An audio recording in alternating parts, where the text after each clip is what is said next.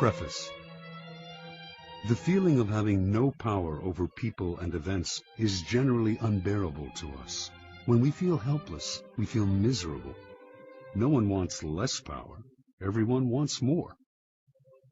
In the world today, however, it is dangerous to seem too power-hungry, to be overt with your power moves. We have to seem fair and decent. So we need to be subtle, congenial, yet cunning, democratic, yet devious.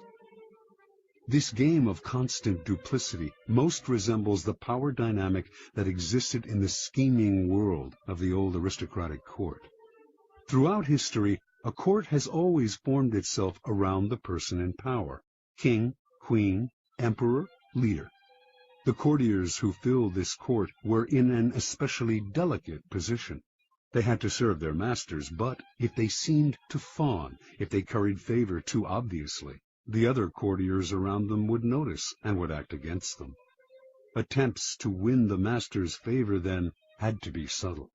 And even skilled courtiers capable of such subtlety still had to protect themselves from their fellow courtiers, who at all moments were scheming to push them aside. Meanwhile, the court was supposed to represent the height of civilization and refinement. Violent or overt power moves were frowned upon. Courtiers would work silently and secretly against any among them who used force. This was the courtier's dilemma. While appearing the very paragon of elegance, they had to outwit and thwart their own opponents in the subtlest of ways. The successful courtier learned over time to make all of his moves indirect. If he stabbed an opponent in the back, it was with a velvet glove on his hand and the sweetest of smiles on his face. Instead of using coercion or outright treachery, the perfect courtier got his way through seduction, charm, deception, and subtle strategy, always planning several moves ahead. Life in the court was a never-ending game that required constant vigilance and tactical thinking. It was civilized war. Today, we face a peculiarly similar paradox to that of the courtier. Everything must appear civilized, decent, democratic, and fair. But if we play by those rules too strictly, if we take them too literally, we are crushed by those around us who are not so foolish. As the great Renaissance diplomat and courtier Niccolo Machiavelli wrote, "Any man who tries to be good all the time is bound to come to ruin among the great number who are not good." The court imagined itself the pinnacle of refinement, but underneath its glittering surface a cauldron of dark emotions, greed, envy, lust, hatred, boiled and simmered. Our world today similarly imagines itself the pinnacle of fairness, yet the same ugly emotions still stir within us, as they have forever. The game is the same. Outwardly, you must seem to respect the niceties, but inwardly, unless you are a fool, you learn quickly to be prudent, and to do as Napoleon advised: place your iron hand inside a velvet glove. If, like the courtier of times gone by, you can master the arts of indirection, learning to seduce, charm, deceive, and subtly outmaneuver your opponents, you will attain the heights of power. You will be able to make people bend to your will without their realizing what you have done. And if they do not realize what you have done, they will neither resent nor resist you. To some people, the notion of consciously playing power games, no matter how indirect, seems evil, asocial, a relic of the past.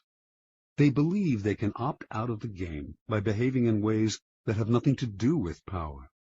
You must beware of such people. They are often among the most adept players at power. They utilize strategies that cleverly disguise the nature of the manipulation involved. These types, for example, will often display their weakness and lack of power as a kind of moral virtue. But true powerlessness, without any motive of self-interest, would not publicize its weakness to gain sympathy or respect. Making a show of one's weakness is actually a very effective strategy, subtle and deceptive, in the game of power. Another strategy of the supposed non-player is to demand equality in every area of life. Everyone must be treated alike, whatever their status and strength. But if, to avoid the taint of power, you attempt to treat everyone equally and fairly, you will confront the problem that some people do certain things better than others. Treating everyone equally means ignoring their differences, elevating the less skillful, and suppressing those who excel. Again, many of those who behave this way are actually deploying another power strategy, redistributing people's rewards in a way that they determine. Yet another way of avoiding the game would be perfect honesty and straightforwardness, since one of the main techniques of those who seek power is deceit and secrecy. But being perfectly honest will inevitably hurt and insult a great many people, some of whom will choose to injure you in return. No one will see your honest statement as completely objective and free of some personal motivation, and they will be right. In truth, the use of honesty is indeed a power strategy, intended to convince people of one's noble, good-hearted, selfless character. It is a form of persuasion, even a subtle form of coercion.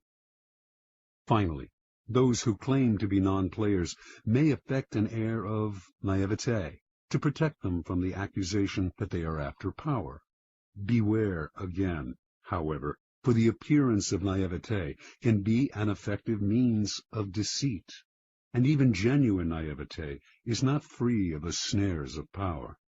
Children may be naive in many ways, but they often act from an elemental need to gain control over those around them. Children suffer greatly from feeling powerless in the adult world, and they use any means available to get their way. Genuinely innocent people may still be playing for power, and are often horribly effective at the game, since they are not hindered by reflection. Once again, those who make a show or display of innocence are the least innocent of all. You can recognize these supposed non-players by the way they flaunt their moral qualities, their piety, their exquisite sense of justice. But since all of us hunger for power, and almost all of our actions are aimed at gaining it, the non-players are merely throwing dust in our eyes, distracting us from their power plays with their air of moral superiority. If you observe them closely, you will see, in fact, that they are often the ones most skillful at indirect manipulation, even if some of them practice it unconsciously. And they greatly resent any publicizing of the tactics they use every day. If the world is like a giant scheming court, and we are trapped inside it, there is no use in trying to opt out of the game. That will only render you powerless, and powerlessness will make you miserable. Instead of struggling against the inevitable, instead of arguing and whining and feeling guilty, it is far better to excel at power. In fact, the better you are at dealing with power, the better friend, lover, husband, wife, and person you become. By following the route of the perfect courtier, you learn to make others feel better about themselves, becoming a source of pleasure to them. They will grow dependent on your abilities and desirous of your presence.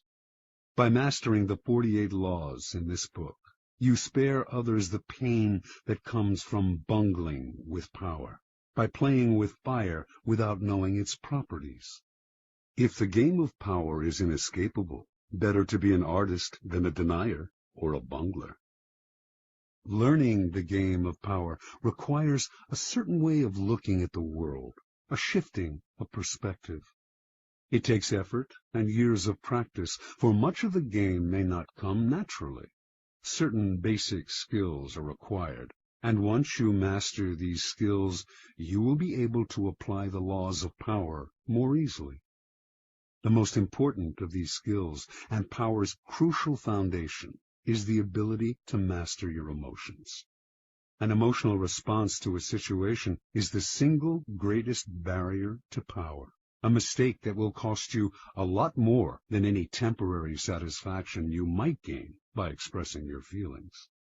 Emotions cloud reason, and if you cannot see the situation clearly, you cannot prepare for and respond to it with any degree of control. Anger is the most destructive of emotional responses, for it clouds your vision the most. It also has a ripple effect that invariably makes situations less controllable and heightens your enemy's resolve. If you are trying to destroy an enemy who has hurt you, far better to keep him off guard by feigning friendliness than showing your anger. Love and affection are also potentially destructive, in that they blind you to the often self-serving interests of those whom you least suspect of playing a power game. You cannot repress anger or love, or avoid feeling them, and you should not try, but you should be careful about how you express them, and most important, they should never influence your plans and strategies in any way. Related to mastering your emotions is the ability to distance yourself from the present moment and think objectively about the past and future.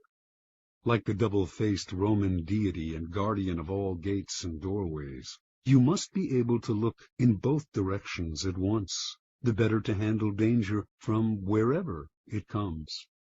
Such is the face you must create for yourself, one face looking continuously to the future and the other to the past. For the future, the motto is, no days unalert. Nothing should catch you by surprise, because you are constantly imagining problems before they arise. Instead of spending your time dreaming of your plan's happy ending, you must work on calculating every possible permutation and pitfall that might emerge in it.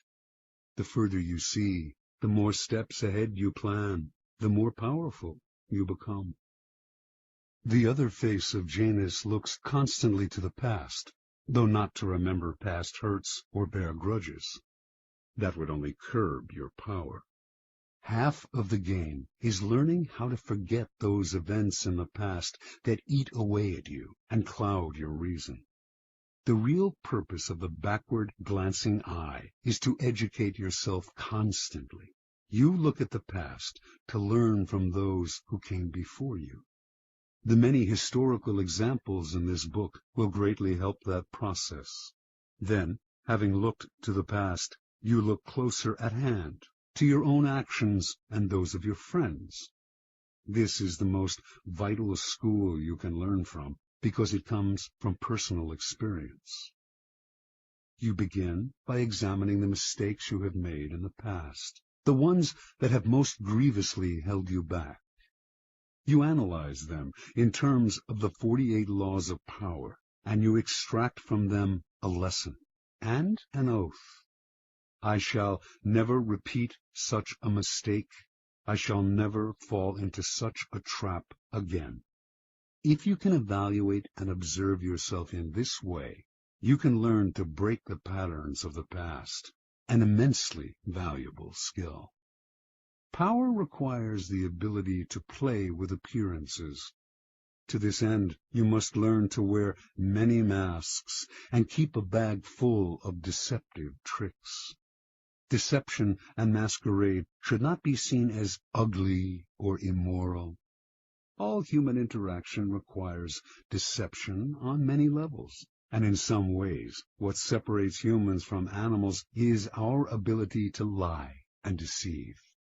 In Greek myths, in India's Mahabharata cycle, in the Middle Eastern epic of Gilgamesh, it is the privilege of the gods to use deceptive arts.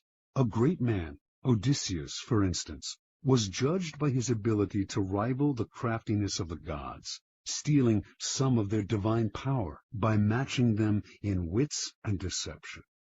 Deception is a developed art of civilization and the most potent weapon in the game of power. You cannot succeed at deception unless you take a somewhat distanced approach to yourself, unless you can be many different people wearing the mask that the day and the moment require. With such a flexible approach to all appearances, including your own. You lose a lot of the inward heaviness that holds people down. Make your face as malleable as the actors. Work to conceal your intentions from the others. Practice luring people into traps. Playing with appearances and mastering arts of deception are among the aesthetic pleasures of life. They are also key components in the acquisition of power. If deception is the most potent weapon in your arsenal, then patience in all things is your crucial shield. Patience will protect you from making moronic blunders. Like mastering your emotions, patience is a skill. It does not come naturally, but nothing about power is natural. Power is more godlike than anything in the natural world. And patience is the supreme virtue of the gods, who have nothing but time. Everything good will happen. The grass will grow again, if you give it time and see several steps into the future. Impatience, on the other hand, only makes you look weak. It is a principal impediment to power. Power is essentially amoral, and one of the most important skills to acquire is the ability to see circumstances rather than good or evil. Power is a game. This cannot be repeated too often. And in games, you do not judge your opponents by their intentions, but by the effect of their actions. You measure their strategy and their power by what you can see and feel. How often are someone's intentions made the issue only to cloud and deceive? What does it matter if another player, your friend or rival, intended good things and had only your interests at heart, if the effects of his action lead to so much ruin and confusion? It is only natural for people to cover up their actions with all kinds of justifications, always assuming that they have acted out of goodness. You must learn to inwardly laugh each time you hear this, and never get caught up in gauging someone's intentions and actions through a set of moral judgments that are really an excuse for the accumulation of power. It is a game. Your opponent sits opposite you. Both of you behave as gentlemen or ladies, observing the rules of the game and taking nothing personally. You play with a strategy, and you observe your opponent's moves with as much calmness as you can muster. In the end, you will appreciate the politeness of those you are playing with more than their good and sweet intentions. Train your eye to follow the results of their moves, the outward circumstances, and do not be distracted by anything else. Half of your mastery of power comes from what you do not do, what you do not allow yourself to get dragged into. For this skill, you must learn to judge all things by what they cost you. As Nietzsche wrote, the value of a thing sometimes lies not in what one attains with it, but in what one pays for it, what it costs us. Perhaps you will attain your goal, and a worthy goal at that, but at what price? Apply this standard to everything, including whether to collaborate with other people to come to their aid. In the end, life is short, opportunities are few, and you have only so much energy to draw on. And in this sense, time is as important a consideration as any other. Never waste valuable time or mental peace of mind on the affairs of others. That is too high a price to pay. Power is a social game. To learn and master it, you must develop the ability to study and understand people. As the great 17th century thinker and courtier Balthazar Gracian wrote, many people spend time studying the properties of animals or herbs. How much more important it would be to study those of people with whom we must live or die. To be a master player, you must also be a master psychologist. You must recognize motivations and see through the cloud of dust with which people surround their actions. An understanding of people's hidden motives is the single greatest piece of knowledge you can have in acquiring power. It opens up endless possibilities of deception, seduction, and manipulation. People are of infinite complexity, and you can spend a lifetime watching them without ever fully understanding them. So it is all the more important, then, to begin your education now. In doing so, you must also keep one principle in mind. Never discriminate as to whom you study and whom you trust. Never trust anyone completely, and study everyone, including friends and loved ones. Finally, you must learn always to take the indirect route to power. Disguise your cunning like a billiard ball that caroms several times before it hits its target. Your moves must be planned and developed in the least obvious way. By training yourself to be indirect, you can thrive in the modern court, appearing the paragon of decency while being the consummate manipulator. Consider the 48 Laws of Power, a kind of handbook on the arts of indirection. The laws are based on the writings of men and women who have studied and mastered the game of power. These writings span a period of more than 3,000 years and were created in civilizations as disparate as ancient China and Renaissance Italy. Yet they share common threads and themes, together hinting at an essence of power that has yet to be fully articulated. The 48 Laws of Power are the distillation of this accumulated wisdom, gathered from the writings of the most illustrious strategists, statesmen, courtiers, seducers, and con artists in history. The laws have a simple premise. Certain actions almost always increase one's power, the observance of the law, while others decrease it and even ruin us, the transgression of the law. These transgressions and observances are illustrated by historical examples. The laws are timeless and definitive.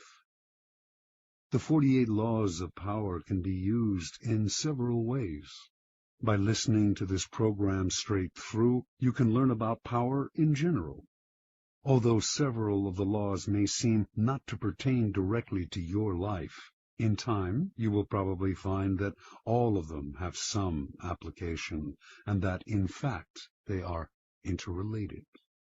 By getting an overview of the entire subject, you will best be able to evaluate your own past actions and gain a greater degree of control over your immediate affairs. The program can also be picked apart for entertainment, for an enjoyable ride through the foibles and great deeds of our predecessors in power.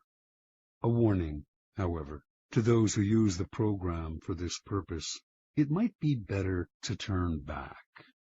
Power is endlessly seductive and deceptive in its own way. It is a labyrinth. Your mind becomes consumed with solving its infinite problems, and you soon realize how pleasantly lost you have become. In other words, it becomes most amusing by taking it seriously. Do not be frivolous with such a critical matter. The gods of power frown on the frivolous. They give ultimate satisfaction only to those who study and reflect, and punish those who skim the surfaces looking for a good time.